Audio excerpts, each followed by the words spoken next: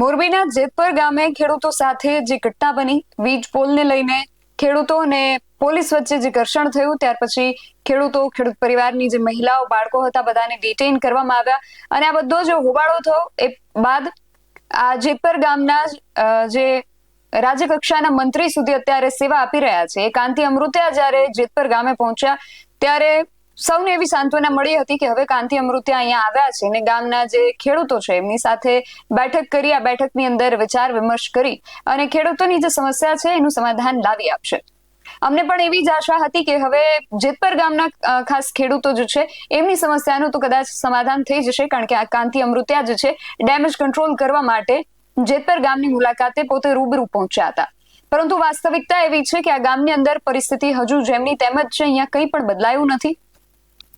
વીજ પોલ નાખવાની જે કામગીરી ચાલી રહી હતી એ કામગીરી હજુ પણ એ જ ગતિએ ચાલી રહી છે. એમાં કોઈ જ બાંધછોડ કરવામાં નથી આવી.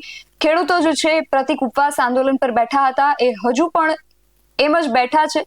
કાંતિ અમૃતિયાએ આ ગામની મુલાકાત લીધી હોવા છતાં ગામની પરિસ્થિતિ જે છે હજુ પણ જેમની તેમ જ છે.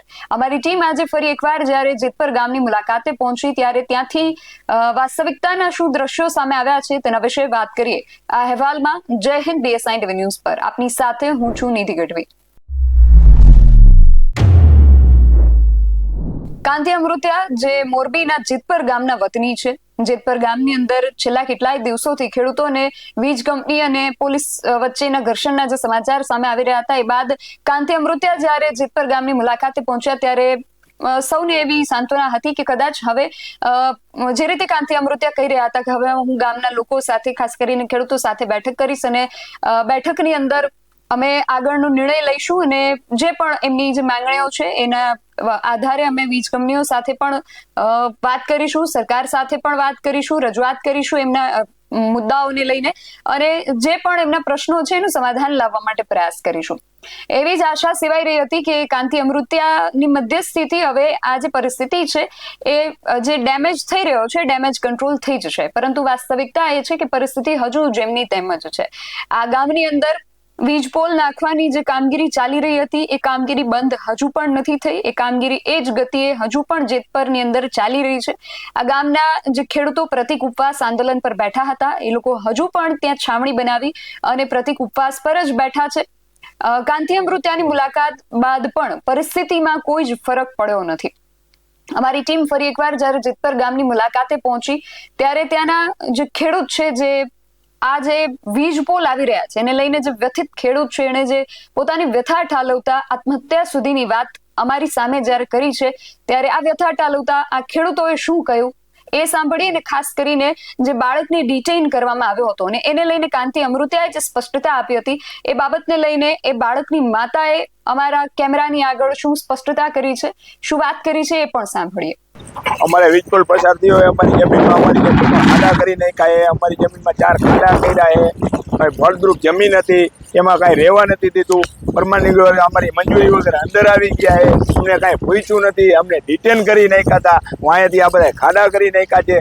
મારા માટે આ એક 6 વીઘા જમીન છે, આમાંથી મારું ગુજરાન ચલાવવું, મારા છોકરાની ફી ભરવું, આમાંથી અમે 6 વ્યક્તિ, મારે 6 વીઘા જમીન છે, આમાંથી બધું મારે કરવાનું. જો આ 4 વીજ પોલના ખાડા ઊભા થઈ જશે તો આ ઓલું કરી નાખશે તો મારે કાંઈ બીજો ઉપાય જ નથી કે બીજી આવક નથી. મારે આમાં જ છે, મારે દેણું થઈ જશે, દેણું ભરવા માટે મારે આગળ કોઈ બીજી વસ્તુ નથી. મારે આમાંથી જ બધું કરવાનું હોય. મારે છેલ્લે તો આત્મહત્યા કરવાનો જ વારો આવશે. થાંભલા નીચે, વીજ પોલના થાંભલા નીચે કોઈ જાતની બીજી કાંઈ મારા આગળ હે જ નહીં. ફળદ્રુપ જમીન હતી એના નીચે આ લાલ માટી નીકળીને આ પાણાવાળી થઈ ગઈ અને હવે આમાં કોઈ જાતની કાંઈ કોઈ દી ફળદ્રુપ જમીન થઈ છે નહીં. આ બધું કાંઈ મારા હાથમાં કાંઈ હે જ નહીં. હવે આ 6 વીઘા એક જ જમીન હતી મારા માટે. અમારા બાપ દાદાનું અમને માયલું આવે. મારા બાપ દાદાએ મને દીધેલી આ જમીનમાં આ લોકો કંપનીવાળા આવી થાંભલા ઊભા કરી ગયા. હવે અમારે કરવાનું શું, કાંઈ થાય એમ જ નથી. હવે અમારે લડત તો કરવાની છે. જ્યાં સુધી અમને અમારા ખેડૂતને વળતર નહીં મળે ત્યાં સુધી અમારે લડત ચાલુ રહેશે. ખાસ કરીને ઘણા સમયથી જે આ લડત ચાલુ રહી છે અને પરમ દિવસે જે કાંતિભાઈ અમૃતિયાએ મુલાકાત કરી, તમે એના ભાઈ શું કહેશો? એ ભાઈ આવ્યો તો હું સાથે હતો અને બધાને સમજાવીને બધાને કાલે ઓફિસે બધાને બેહારી બધાને બોલાવ્યા હતા, પણ વળતરમાં અમને હજી સંતોષ નથી. આ બધાને આ સંતોષ નહીં મળે ત્યાં સુધી અમે હજી હડતાલ ને બધું કરવાના છે, ત્યાં સુધી અમે નથી મૂકવાના. ખેડૂતો પર આ રીતે અત્યાચાર ગુજારવામાં એનો સાથ અમે અમારી રીતે કરશું, એમાં કોઈ ખામી નથી રહેવા દે. કદાચ આ માંગણી તમારી નહીં સ્વીકારાય તો કઈ મુજબની તમારી રણનીતિ? એ પછી આગળ જતા માંગણી સ્વીકારવી જ પડશે. નક અમારા બાપાના ખેતર અમે ગરવા નથી દેવાના. હજી અમે 2 દી રાહ જોઈ. અમારા ખેતરમાં સાહેબ વીજ કોલ પસાર થાય છે ને તો નથી અમને પૂછતા, નથી અમારા પરમિશન લેતા ને એમને તમે જોયું તો ડોઝર રાઇડર ને બધું અંદર ઘાલી દઈએ, ગાડીઓ મોટી મોટી. અમને તો નુકસાન, પણ અમારા બાજુવાળામાં ખેતર હોય ને એના ખેતરમાં ચીલા પાડી દઈએ. તો એને શું સમજવું? એ અમને કહેવા આવે કે તમારા ખેતરમાં બીજ કોલ આવે તો તમને પૈસા આવશે, અમને શું એમ, તો તમે ના પાડો. તો એ તો કાંઈ અમારું સાંભળતા જ નથી કોઈ. અને એ કે અમને ઉપરથી ઓર્ડર છે, અમને ઉપરથી ઓર્ડર, એમ જ કહે. કોઈનું કંઈ સાંભળવા માગતા નથી. એટલે અંડાણીને એમ જ કહી કે તારે જે કામ કરવું હોય ને એ ખેડૂત આગળથી લઈ લે, પણ બાકીના બીજાને હું કામ હેરાન કરે છે? અત્યારે એક બાજુ સરકાર સુખિયાની વાતો કરે, ખેડૂત હિતની વાતો કરે, બહેનો બેટી બચાવોની વાતો કરે, હા. અને એક બાજુ આ અત્યાચાર કરવામાં આવે. શું કહેશો? હા, એ આ બધા એમ કહે કે બેટી બચાવો, બેટી બચાવો. શું આ જેલના હરૈયા ગણવા? આ બેટીના હત્યારા હાઈ ખાવાય એને. અને અમે અડાણીને તો એમ કહી કે તને તંટકની ઓજરી ન ભરાતી હોય ને તો ખેડૂત આગળ પ્રેમથી રાજી ખુશી લઈ જા. અને અમે ખેડૂતનો દીકરો સાહેબ એવા રાકાય નથી કે અમે અનીતિનું, અમે નીતિનું હોય ને એ જ ખાવાવાળા. અનીતિનું અમે ખાઈએ નહીં. કદાચ મીઠું રોટલો ખાઈને આમ હુઈ જાય, ભૂખા હુઈ જાય, પણ આવા રાકાનો ભીખ ન માગી વાઇટકો લઈ. મારું નામ જયશ્રીબેન ભાળચા છે. મારે 6 વીઘા જમીન છે. 6 વીઘા જમીનમાં વીજ પોલ આવે છે, એમાં 4 વીઘા જમીન વેચાય છે. મારે પાછળ 2 વીઘા જમીન વધે છે. તો 2 વીઘામાં અમે શું કરી? અમારા પેટ ભરીએ, અમારું બાળકનું ભવિષ્ય બનાવીએ કે કાલ સવારે 2 દીકરીઓ છે, 2 દીકરીઓના મામીરા આવે, પ્રસંગ આવે, તો અમારે તો 2 વીઘામાં શું થાય? અમે કેવી રીતના જઈએ 2 વીઘામાં? મારે 2 દીકરીઓની, મારું 6 વર્ષનું 10 વર્ષનું બાળક છે. 10 વર્ષના બાળક એના પપ્પા હારે ગયો તો ખેતર ગયો તો, એટલે આ પોલીસવાળા બધા આવ્યા હતા, દોડાદોડી કરતા હતા. મારા બાળકને એટલી ખબર પડી કે મારા બાપ દાદાની જમીન છે, તો મારો બાળક દોડીને જ્યાં કામ ચાલતું હતું ને ત્યાં તુમકો મારી દીધો, ખાડામાં તુમકો મારી દીધો ને. એટલે પોલીસવાળા ત્યાં આવ્યા તો અહીંયાથી એને ખાડામાંથી કાઢી લીધું. તો મારું બાળક એમ કહેતું હતું કે મને એકે અટતા નહીં. પોલીસવાળાએ એમ કીધું બાળક હોત તો શું થઈ ગયું? તો એ બધાએ ડિટેન કરી અને એને બસમાં ચડાવી દીધો, બસમાં બેસાડી દીધો ને. એટલે મારું બાળક બહુ જ રડતું હતું, મારા મમ્મી પાસે જવા દો, મમ્મી પાસે જવા દો. તો પોલીસવાળાએ એમ કીધું બેજસાનો માનો, નકર 2 લાફા મારીશ. મારા બાળકને એમ કીધું, એના કાકા એમ કહેતા હતા બાળકને ઉતારો. તો ધરાહાર મારા બાળકને ઉતારવા ન દીધું. મારો છોકરો મમ્મી કરતો હતો. તો અમને કાંઈ નહીં થયું હોય. 2 દિવસ આવ્યા હતા અને શું બાબત? કાંતિભાઈ અમૃતે એમ કીધું હું 16 વર્ષે જેલમાંથી તો બાળક સ્ટ્રોંગ થાય. અમારે આવી રીતના અમારા બાળકને સ્ટ્રોંગ નથી કરવા. એ ભણશે એનું ભવિષ્ય એમાં બનશે. હવે અમારે 2 વીઘા જમીન વધે છે તો એ અમારું બાળકનું ભવિષ્ય 2 વીઘામાં થોડું થશે? શું નામ તમારું? વિવેકભાઈ અઘારા. અને અત્યારે વીજ પોલ પસાર થઈ ગયું છે. જેતપર ગામના સર્વે નંબરમાં 20 જેવા પોલ આવે છે અને 100 થી 120 ખેતરમાં તાર આવે છે અને 70 થી 80 ખેતર એવા છે કે જેમાં તાણિયા આવે છે.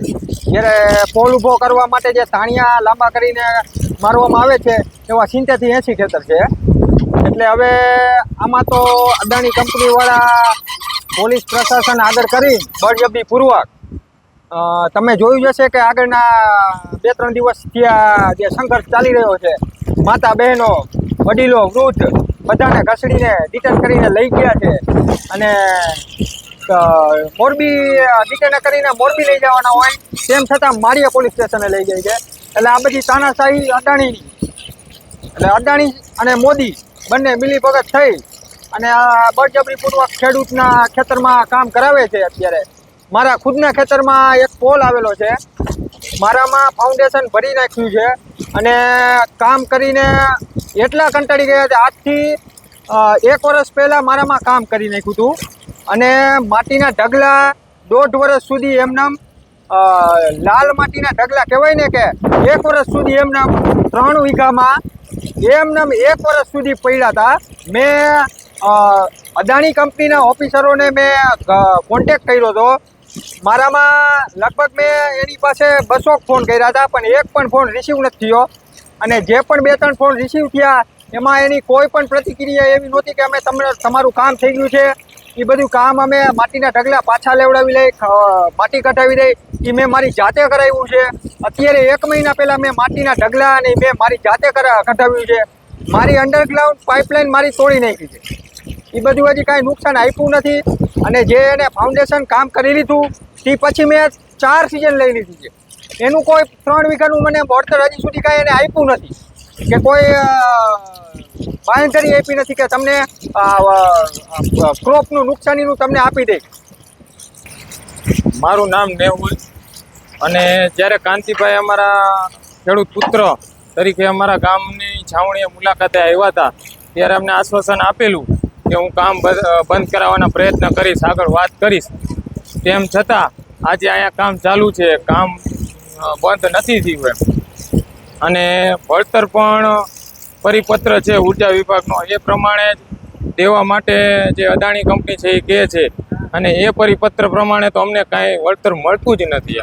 અમારો આ 40 લાખનો વીઘો જમીન છે અને વીઘે અમને 4 લાખ રૂપિયા પરિપત્ર પ્રમાણે વળતર મળે તો આમાં અમે શું કરીએ?